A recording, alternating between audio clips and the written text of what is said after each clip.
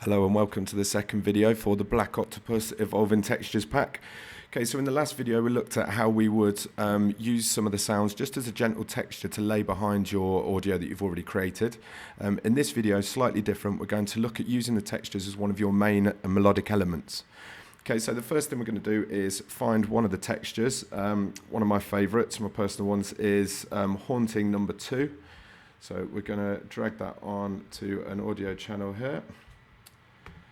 Okay, now I mentioned in the last video that my Ableton is set up so that long samples don't immediately warp, so we just need to turn the warp on.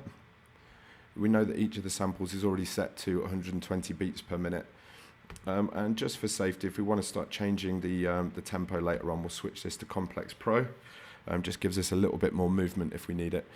Okay, so what we need to do now is there's several ways to switch this into MIDI information so we can actually replay it through the sampler. So what we're going to do is use warp markers in this instance. So if we just play through the sample, and every time that I hear a kind of an element of the sound that I want to use, so just like here, double click and place a warp marker.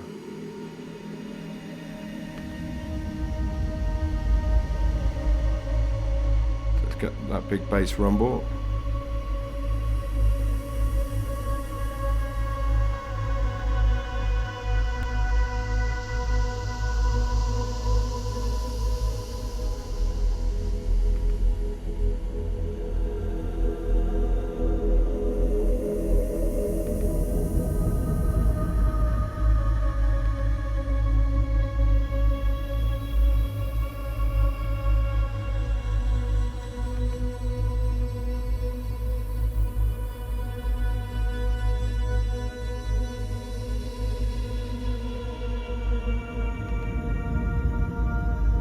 Okay, there we go. So I've placed audio markers, warp markers, sorry, all the way through the audio.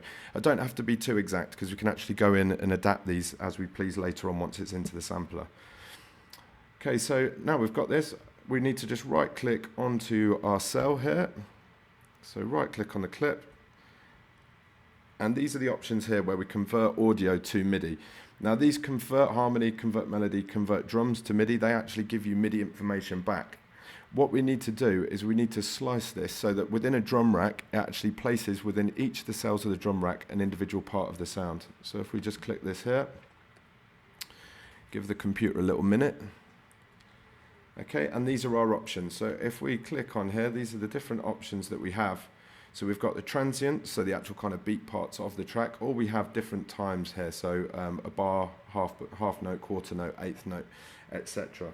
In this instance, we're going to use warp markers. Then we've got the slicing preset. Okay, now there's lots of these. I definitely suggest going in and having a play with them, but what we're going to look at in the first instance is just built in. So if we click on this, this means that we still retain any velocity information, so the louder that we hit the key, the louder the sample will play. You can also go with 0 velocity, which is sometimes good for drums in a live situation, so that you can always make sure that the beats are solid. Okay, so if we just hit OK there, and that has given us 10 slices. Now, some things to be aware of. If you are trying to create too many slices, i.e. you have a very long sample or a very long loop, and you split it in eighth notes, for instance, and it wants to make 1,000 samples, it won't do that. So you have to either minimize your loop, or if you choose warp markers, just choose enough to make sure that it fits within the drum rack. Okay, so now on each of these individual tracks now, there we go, we have got some sounds.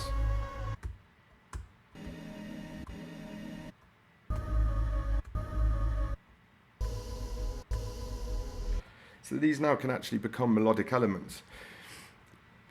After the sampler, after the drum rack here, we can actually start to add in some effects as well. So if we go over to here and we click on our audio effects, let's just put in a simple ping pong delay. In fact, let's put in a grain delay. And let's have a look at what presets we've got in here. I suggest just going in and experimenting with these. There's a lot of interesting stuff you can do with it. We won't look into those too deeply right now. But maybe in another tutorial we can actually go in and have a look at exactly what each of these individual effects does.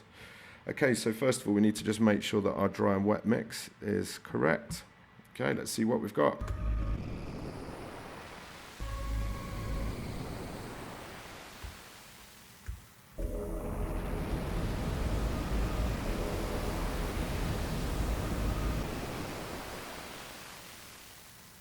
So you can see very quickly from a simple audio file, we've actually put something in there that we can now play with and adapt, and we can make sure it fits in with our tune however we want it to be.